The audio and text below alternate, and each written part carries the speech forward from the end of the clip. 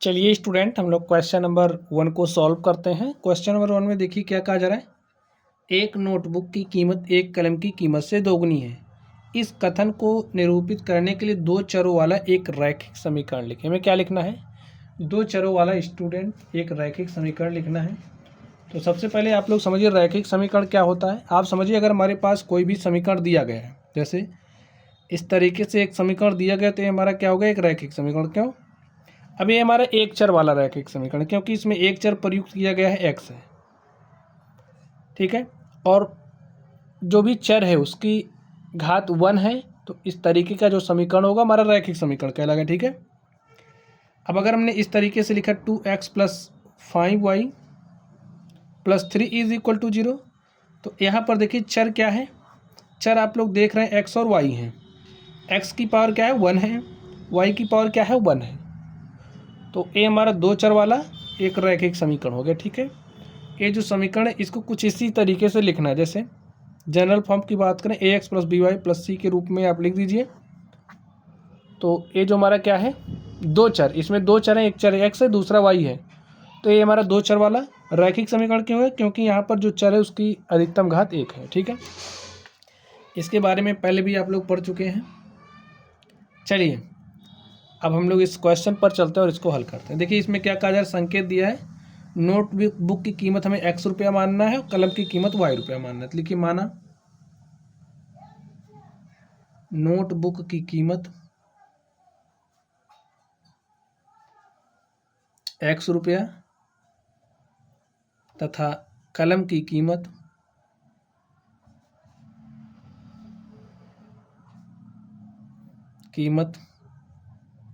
y है, ठीक है, y रुपया है। देखिए बात क्या कही जा रही, कलम की कीमत से दोगुनी है। नोटबुक की जो कीमत है कलम की कीमत से दोगुनी है। अगर कलम 1 रुपये की है तो नोटबुक क्या हो जाएगी? कलम की कीमत से दोगुनी, यानी कि 2 रुपये की। अब नोटबुक की कीमत लिखिए, प्रश्न अनुसार पर लिख लीजिए।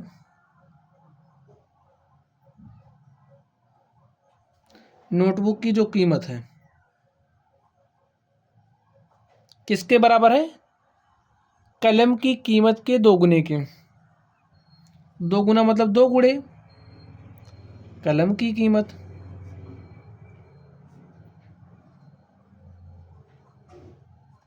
ठीक है।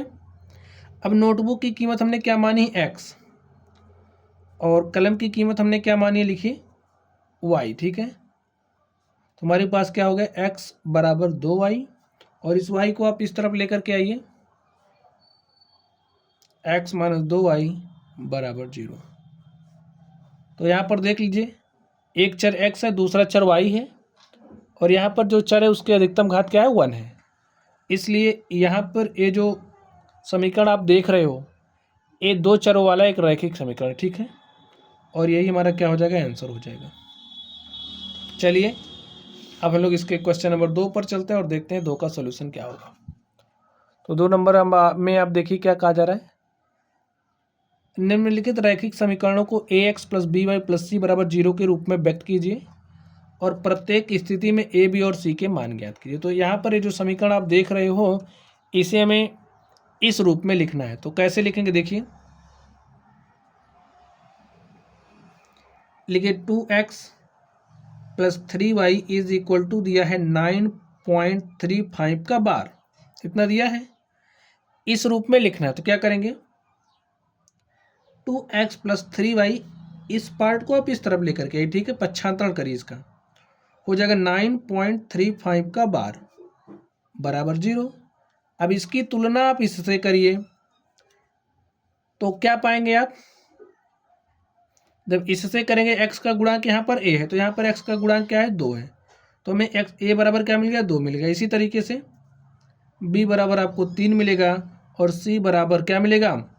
माइनस, क्योंकि प्लस c है ना, c का मान क्या मिलेगा? -9.35 का बार, 9.35 का बार, ठीक है। a b c के मान निकालने थे और इस रूप में लिखना था स्टूडेंट, हमने इसको लिख दिया, ठीक है। चलिए इस 2 नंबर पर चलते हैं और देखते हैं इसका सोल्यूशन क्या होगा। यहाँ पर देखिए ax plus B Y plus C is equal to 0। आप नहीं समझ पा रहे हैं, देखिए इस तरीके से आप कर सकते हैं, इसको इस तरीके से कर दीजिए, ठीक है। देखिए जो बात यहाँ पर लिखी थी हमने इस रूप में लिख दिया। ए एक्स, यहाँ पर एक्स का गुणांक क्या है, अगर कुछ नहीं दिख रहा तो 1 होता है, तो यहाँ पर 1 है, ठीक है। चलिए इसको और आप सिंप्लीफाई करिए, देखिए -1/5 इंटू में Y plus -10 is equal to 0। अब इसकी तुलना आप इससे करिए तो आप पाएंगे ए का मान आपको यहाँ से क्या मिलेगा। देखिए इस रूप में लिखना तो हमने लिख दिया है, 1 को आप x से मल्टीप्लाई करोगे तो आपके पास यही हो जाएगा। इसको भी लिख सकते हैं, ठीक है, कोई दिक्कत नहीं है, ये हमने आपके समझने के लिए लिखा है।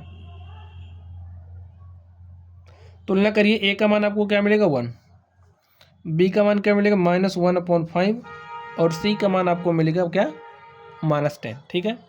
हो गया आंसर, सॉल्यूशन इसका। चलिए इस थर्ड नंबर पर चलते हैं और देखते हैं इसका सॉल्यूशन क्या होगा। क्या लिखा है, -2x प्लस 3y बराबर 6। इस 6 को इधर लेकर के चले आइए आप,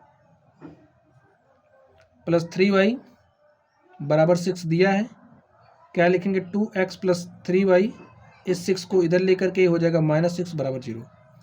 तो देखिए ax plus B Y plus C के रूप का हो गया है।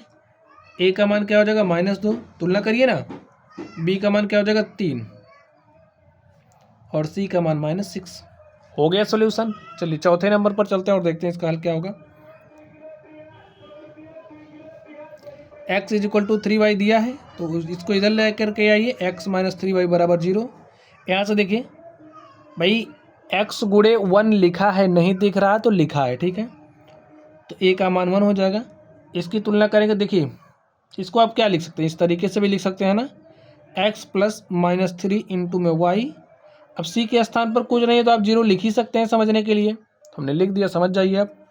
तो a का मान 1, b का मान क्या हो जाएगा, देखिए -3 है ना, लिख दीजिए, और c का मान क्या है 0। हो गया। चलिए इस 5वें नंबर को हम लोग हल कर लेते हैं। तो इस 5वें नंबर को स्टूडेंट, चलिए मैं यहाँ पर हल कर देते हैं इसको। 2x is equal to -5y, यही दिया गया है। इस -5y को आप इधर लेकर के, तो प्लस 5y हो जाएगा बराबर 0। हो गया, काम खत्म। लिखिए 2x plus 5y, ax plus by plus c के स्थान पर कुछ नहीं, 0 लिख दीजिए, इज इक्वल टू 0। समझिए यहाँ से a का मान क्या हो जाएगा 2, b का मान 5 और c का मान 0। हो गया a b c के मान। चलिए अब हम लोग इस छठे नंबर पर चलते हैं और देखते हैं इस छठे नंबर का सॉल्यूशन क्या होगा। ध्यान से देखिए छठे नंबर को, 3x plus 2 is equal to क्या दिया है 0। देखिए 3x, अब y वाला आपको कहीं कुछ नहीं दिख रहा ना, तो डरना नहीं है, ऐसे लिख देना है, क्योंकि 0 को y से मल्टीप्लाई करोगे तो 0 ही आएगा। a का मान क्या हो गया 3, b का मान क्या हो गया, यहाँ से देखिए y का गुणांक क्या है 0, c का मान 2। ए हमने आपके समझने के लिए 0y लिखा है, नहीं तो आप यही रहने देते, क्योंकि ax plus B Y plus C के रूप का है, 0 हमारा अदृश्य है, ठीक है, तो यहाँ पर हमने उसको प्रकट कर दिया है। चलिए इसको हल करते हैं। अब यहाँ पर देखिए ax वाला जो टर्म है, चलिए लिख देते हैं 0x plus Y plus -2 is equal to 0। देखिए ax plus B Y plus C के रूप का हो गया, तो यहाँ से a का मान आपको क्या मिलेगा 0, b का y के स्थान, y का गुणांक क्या दिख रहा है, कुछ नहीं दिख रहा ना, 1 होता है यहाँ पर, तो 1 लिखिए, c इज इक्वल टू -10। भाई 1 गुणे y करोगे तो आपको y ही मिलेगा। चलिए इस 8वें नंबर पर चलते हैं और इसका हल निकालते हैं। तो देखिए इस 8वें नंबर का हल क्या हो जाएगा, क्या दिया गया है, 5 इज इक्वल टू 2x दिया है, ठीक है। इसको हम इस तरीके से लिख सकते हैं, 2x बराबर 5, तो लिख दिया, 2x इस 5 को इधर लेकर के -5, यहाँ पर बचा 0, इतना लिखा। चलिए अब आपको इसको जनरल फॉर्म में करके दिखाते हैं। y वाला का टर्म नहीं दिख रहा ना, तो इसको लिख दीजिए 0y, यहाँ पर लिखिए प्लस माइनस का मल्टीप्लिकेशन माइनस होगा तो -5 भी लिखा है, ठीक है। तुलना कर लीजिए A X plus B Y plus C बराबर 0 से, तो आप पाएंगे ए बराबर 2 मिलेगा, बी बराबर 0 और सी बराबर -5। हो गया सॉल्यूशन स्टूडेंट। तो इस तरीके से ये जो हमारी प्रश्नावली थी, हमने इस प्रश्नावली के सवालों को हल कर लिया है। तो स्टूडेंट इस तरीके से जो हमारी प्रश्नावली थी, हमने प्रश्नावली के सारे सवालों को सॉल्व कर लिया है। तो चलिए आप लोग पढ़ते रहिए। अगर आप लोगों को कोई भी डाउट हो तो कमेंट बॉक्स में कमेंट करना। वीडियो पसंद आए तो वीडियो को लाइक कीजिएगा, चैनल पर नए हो तो चैनल को सब्सक्राइब करना। तो चलिए आप लोग पढ़ते रहिए। Thank you.